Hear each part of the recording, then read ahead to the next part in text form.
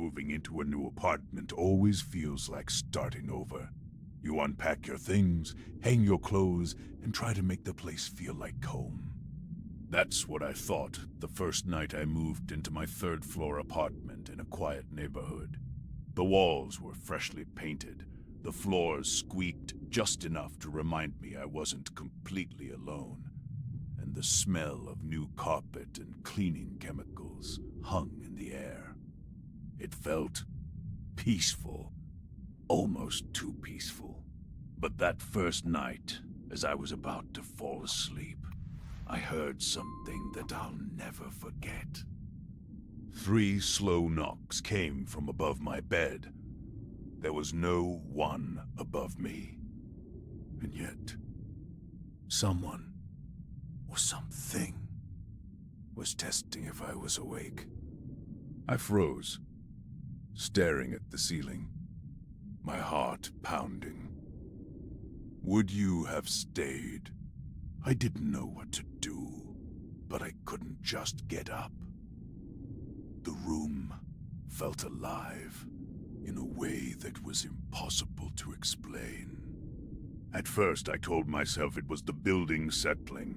Pipes, vents, maybe the old HVAC system cooling down.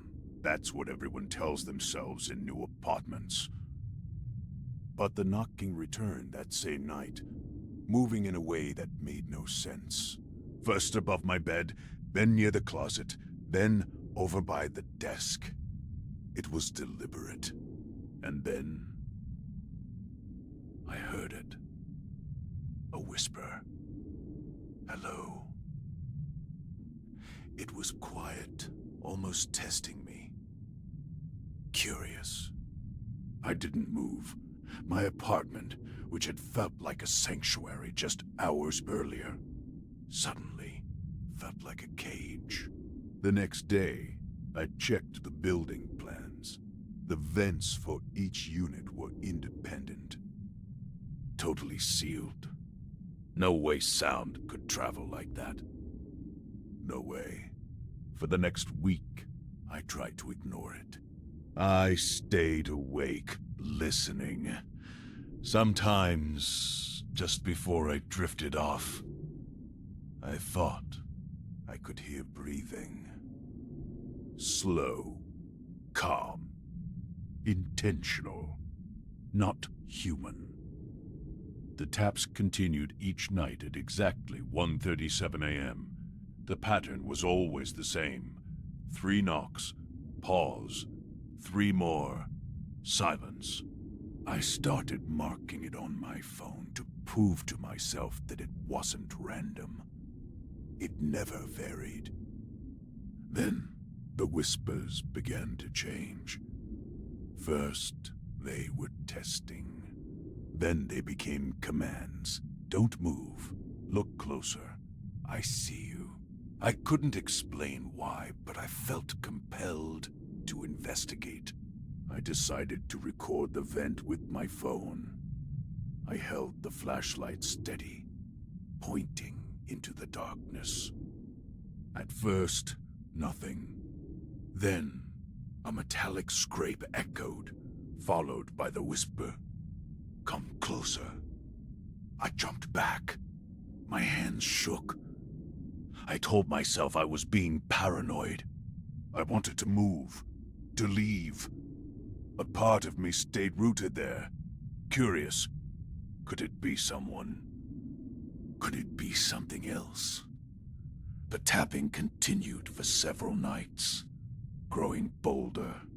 Sometimes it seemed playful, almost as if it was trying to communicate. Other times, threatening. The way it moved across the ceiling, stopping right above my bed, scraping along the metal duct. It was deliberate, almost intelligent. I started having trouble sleeping. Every little sound made me tense, my mind imagining shapes in the shadows. Eventually, I decided to take the vent cover off. My flashlight revealed nothing, except the inside of the duct, lined with scratch marks. Long, jagged, deliberate. Something had been moving inside, something I couldn't see. I pressed my ear to the metal. I'm here. I fell back, heart racing, realizing my apartment wasn't just a building. It was watching me, listening, learning. The scratches remained in my mind, etched into memory. Every night, I expected the tapping to start again. Sometimes it did. Sometimes it didn't. But the fear stayed. Weeks passed. I tried to stay calm, recording every night. Most of the time, nothing happened. But every few nights, the whispers returned, growing louder, more confident. Sometimes, I swear I could hear multiple voices, not words, just breathing, a rhythm, a presence. I couldn't take it anymore. I packed my things and left. I gave notice and moved out, but I left a camera running overnight, curious despite myself. When I watched the footage the next day, I saw it. Movement in the darkness of the vent. No face, no hands, just a shadow, slipping along the metal like liquid, then disappearing entirely. Even now, years later, I can't explain it. Sometimes, when I close my eyes at night, I hear 3 faint knocks and a whisper. Hello. It's a sound that stays with you, that follows you, that reminds you that some places aren't just walls and floors. They're listening. And some nights, I can still hear them, just enough to make me wonder, what's in the vent tonight? Moving into a large apartment complex felt like the safer option. More neighbors, more activity, security cameras in the lobby, key fob entry. It gave the impression that everything was monitored and under control. After living in smaller buildings for years, I liked the idea of anonymity. In a big complex, you blend in. For the first few weeks, everything felt normal. I learned the sound of the elevators, the timing of the automatic lights in the hallways, and the quiet hum of the building at night. You start to recognize patterns when you live somewhere long enough. You know what belongs and what doesn't. That's probably why I noticed the door. The basement was mostly laundry machines and storage cages. At the far end, past the last row of metal lockers, there was a short hallway that curved slightly out of view. I had walked past it before without thinking much about it. But one night, while carrying a basket of clothes downstairs around 11 p.m., I noticed a plain metal door at the end of that hallway that I didn't remember seeing clearly before.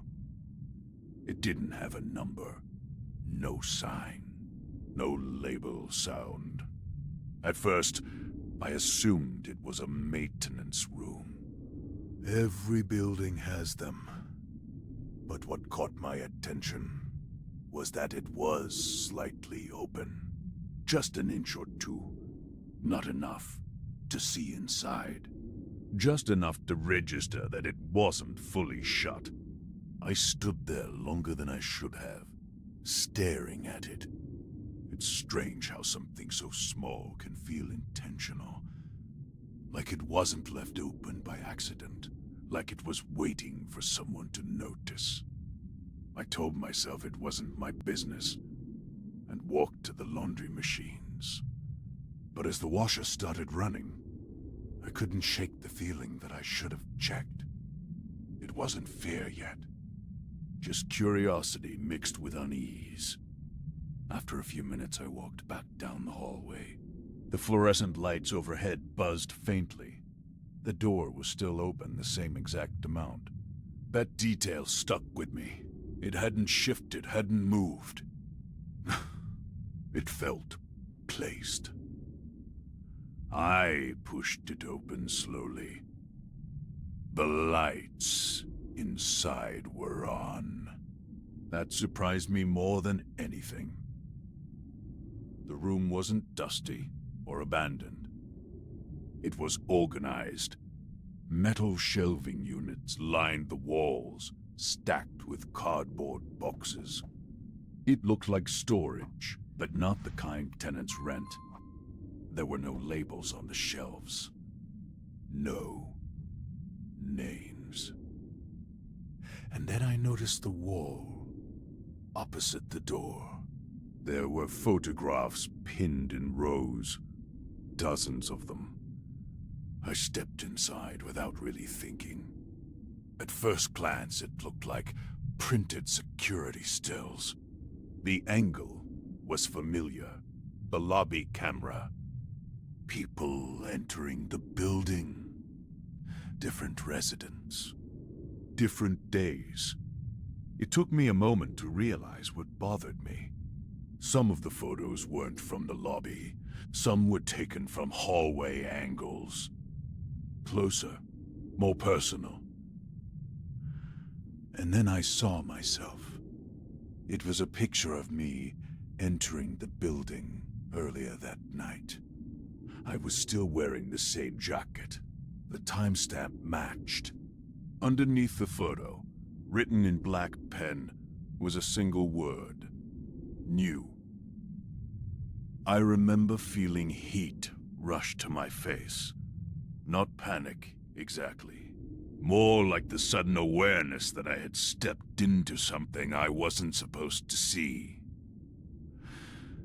I scanned the wall more carefully. Some residents had multiple photos. Entry shots. Elevator shots. Hallway shots. A few appeared to be taken from slightly inside apartment doorways, as if the camera had been positioned at an angle through a crack. That's when it stopped feeling like curiosity. It felt like documentation, like someone was tracking progression. I became very aware of how quiet the room was. The hum of the building didn't reach that far down the hallway. It was isolated. I hadn't noticed before. But there were no visible cameras inside the basement corridor. I don't know how long I stood there, staring at my own photo. Long enough to forget that I was alone. A soft shifting sound came from somewhere behind the shelving units. It wasn't loud. It wasn't dramatic.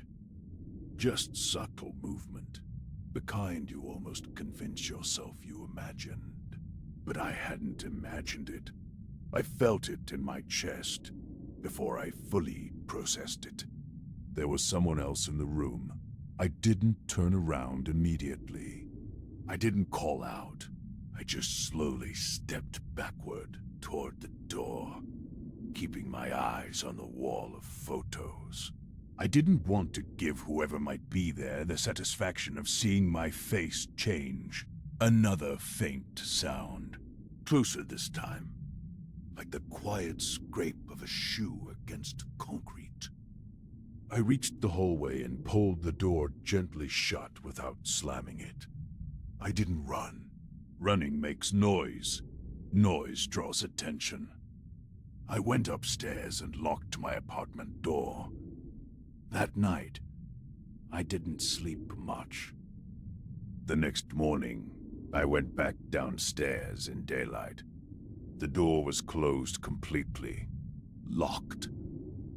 And now there was a printed sign taped to it that read, "Maintenance, authorized personnel only." The paper looked freshly printed. The edges of the tape were still curling. I stood there for a long time, staring at it, trying to decide if I had imagined the whole thing. But I knew I hadn't. I could still see my photo in my mind. Over the next few days, small things started to bother me. My blinds were slightly angled differently than I remembered leaving them. The position of a chair near my kitchen table seemed off by just a few inches. Nothing dramatic, nothing you could prove. Just subtle shifts. I began to notice that sometimes, when I entered the building, the lobby camera above the door would tilt slightly downward. Not enough to be obvious. Just enough to suggest it was being adjusted. I stopped using the basement entirely. A week later, I passed by the hallway again, out of instinct. The sign was still there. But this time, the door was closed tightly. No gap, no light. I moved out 3 weeks after that. I never reported it. Sometimes I wonder what would have happened if I had taken my photo off the wall, if I had confronted whoever was down there. But I think part of me knew something important. In a building that large, you blend in until someone decides you don't. And the worst part isn't knowing you were being watched. It's knowing that somewhere, in a room you weren't meant to find, there might still be a wall with your face on it. When I moved into the apartment, one of the main reasons I chose it was because it was on the top floor. No upstairs neighbors. No footsteps above me at night. After years of hearing people walk, drop things, drag furniture at 2 a.m., I wanted silence. And for the first month, that's exactly what I got. The building was older, but well maintained. 3 floors. I was on the 3rd. The leasing agent had even joked when I signed the papers that I'd never have to worry about anyone stomping above me. That's why the first time I heard it, I sat up in bed immediately. It was subtle. A slow, measured footstep. Directly above me. At first, I thought I was half asleep. Maybe it was the wind. Maybe it was the building settling. Old buildings make noises. Anyone who's lived in one knows that. But this wasn't a creak. It was a step. A distinct shift of weight. Then another. Back and forth. I checked my phone. 2:14 a.m. I lay there for a few minutes, listening. The steps continued at a steady pace, like someone pacing the length of a small room. Eventually, they stopped. The next morning, I brushed it off. I even laughed at myself. I lived on the top floor. There was nothing above me except the roof. But the next night, at 2:14 a.m., it happened again. Same pace, same direction, same length of movement. That's when I started paying attention. Over the next week, the pattern never changed. Every night at exactly 2:14, the footsteps began. They would last anywhere from 5 to 15 minutes, always in the same measured rhythm. It wasn't random movement. It felt intentional. I finally emailed the property manager, mostly to confirm something I already knew. I asked if there was any kind of attic space or maintenance access above my unit. He replied the next day saying, no. According to the building plans, my ceiling was directly beneath the roof. There was no crawl space large enough for someone to move around in. I tried to accept that answer, but the footsteps continued. One night, instead of staying in bed, I stood directly under where the pacing sounded loudest. I looked up at the ceiling, trying to map the movement. It followed a straight line from one side of my bedroom to the other. I remember thinking how strange it was that whoever, or whatever, was walking up there never stumbled, never changed pace. Never stopped mid-step, just back and forth. Always the same distance. After 2 weeks of this, I decided to go up to the roof. There was a maintenance ladder at the end of the hallway leading to a metal hatch. I had never used it before, but it wasn't locked, just heavy. I waited until 2:10 a.m. one night and climbed up. The roof was cold and empty, just gravel and ventilation units humming softly. No structures, no small rooms, no visible attic entrances. I stood there in the dark, feeling slightly embarrassed for even coming up. Then, at exactly 2:14, I heard it again. Footsteps. But this time, they weren't above me. They were beneath me, directly below my feet. I froze. The pacing continued, steady and calm, tracing the same path I had heard from my bedroom for weeks. I slowly walked across the roof, following the sound. It stayed aligned with my movement, like it was tracking me from underneath. I don't know how long I stood there listening. Eventually, the footsteps stopped. The next morning, I checked the building's public blueprint posted in the lobby. It confirmed what I had already been told. No attic, no hidden level, just roof. That should have been the end of it, but it wasn't. A few nights later, I noticed something new. The footsteps had shifted slightly. They weren't directly above my bed anymore. They were closer to the center of the apartment, near the hallway. I started sleeping with the lights on. I told myself I was being irrational. There had to be an explanation. Structural expansion, temperature changes, something scientific. But one night, the pacing stopped in a place it had never stopped before. Right above my bedroom door. It stayed there, still. For almost a full minute, I was wide awake, staring at the door from my bed. And then, I heard something that didn't sound like a footstep. It sounded like pressure, like weight being applied directly downward. The faintest creak in the ceiling, as if someone was testing how much force it would take to come through. That was the first time I felt actual fear. Not confusion, not curiosity. Fear. I moved out the following week. I didn't tell the landlord the real reason. I just said I found a better place. 2 days after I left, I went back to pick up a package that had been delivered late. As I walked through the lobby, I glanced at the mailboxes and noticed the new tenant's name already taped over mine. Out of habit, I looked up at the ceiling. I don't know why I did. But I noticed something I hadn't before. There was a faint line running across the paint above the third-floor hallway.